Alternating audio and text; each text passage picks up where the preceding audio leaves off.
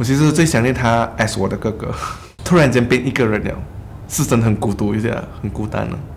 每天早上起来要去提醒自己，哥哥已经走了。还有我的名字叫 Sean， 我今年26岁。在今年2月9号的时候，我失去了我哥哥，他和鼻腔癌去战斗了整3年多，他在今年就已经过世了，而且没有等我回到家就已经过世了，所以就我来不及见到他最后一面了。那时候我们还小，他差不多1年级这样子，6岁这样子。那时候我们跟我哥一起打 PS， 在那边打 wrestling， 然后就去模仿那个 Hulk Hogan 这样子，在我面前这样子，就是那算是很深的回忆了，很深的。现在而且很深，然后就是第一个 pop 在我脑海里面的时候，很有励志的人，那种不想留遗憾的人，而且他非常的勇敢，在于面对他这个癌症的时候是非常的勇敢，非常有那个斗志，想要去抗癌，到他过世的那一天为止，他都想要抗癌这样子。其实我可以讲他是非常坚强的一个人。其实一开始我完全是不知道他有这个鼻腔癌，直到他讲他有时候觉得这里肿了起来，头很痛，然后就有时候会流鼻血，无端的流鼻血。一开始从2018尾的时候我就感觉到了，真正爆发的时候是2019 5月，我回来，我做完工回来，我问他去哪里，他说去看医生，我就没有问多了。然后他回到家里，他就还没进门，他就跟我讲：“咪，我跟你讲一样东西，验到我鼻子是鼻癌了。”他那时候哭，我也哭了。我会想到，但是我没有跟他讲。我会想到，因为你打那个针就是完蛋了，是靠自己免疫力，吃健康的东西，在家里有人照顾，放松心情。我只是知道这样子，我感觉到他会听，但是无能为力，想做，因为我不在身边。他知道我要赚吃，如果我不去做工，没有钱，我很大的遗憾，我很大的遗憾，真的。其实在这3年3、4年他跟这个癌症战斗的时候，其实我可以感觉到，一开始他只是很积极的，不过有的时候他慢慢可以感觉到他已经开始想要放弃治疗了。Chemotherapy 真的是弄到他很痛苦，他喜欢吃东西也不能吃，他喜欢做的东西也不能做，就好像他在一个生不如死的那种状态样子的。在这种情况的时候，他其实讲说还是心情是很不好的，然后有时候会骂我啊，骂我妈妈这样子啊。虽然讲我没有中过癌症本，我是可以了解到他其实他现在是真的很痛苦，我不会去怪他去骂我，或者是骂我妈妈这样子。我妈平时就叫我的空隙跟我讲早点睡，好像这种类似这种比较 common 的一种 support 啊，但我没有去做，因为当时我是觉得反正又是被骂了，所以就不想去讲太多。其实他那时候已经不想去尝试类似养生的东西啊，中医这样子。那时候如果有机会，其实我应该去继续去 convince 他，去鼓励他做那个除了 chemotherapy， 你还继续养生那种东西的。我应该继续这样做，可是我没有做到，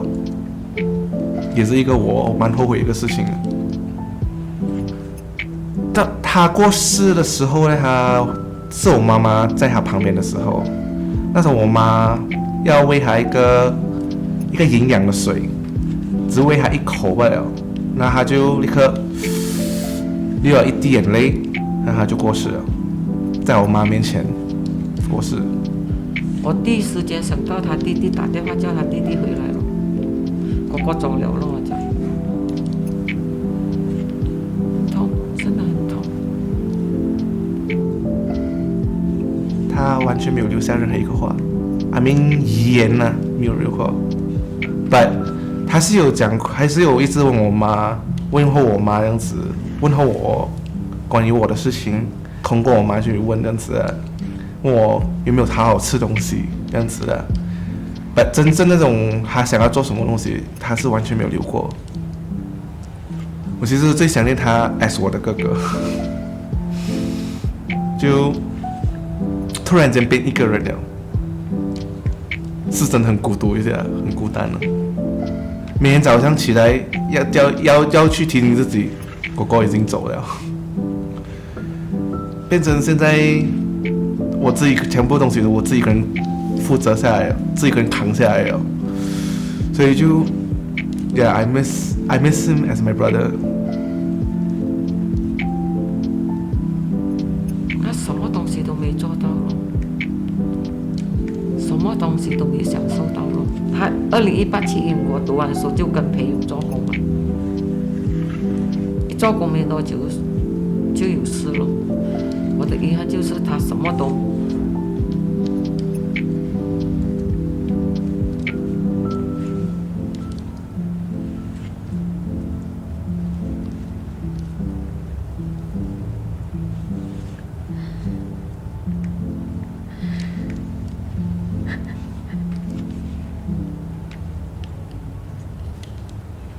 如果我可以带回去我哥走之前还是很健康的时候，我会想要跟我哥讲，哥，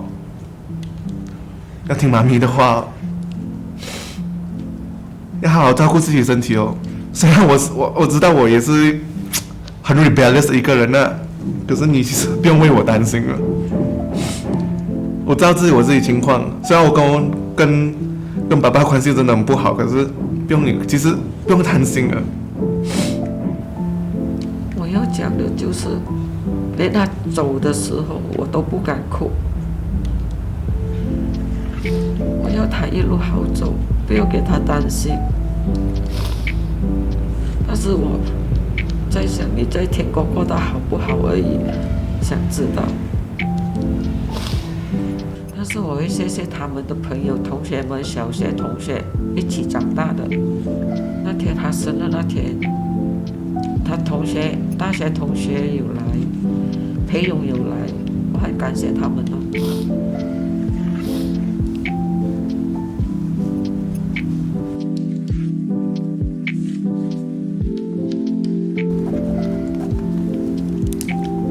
首先，这个是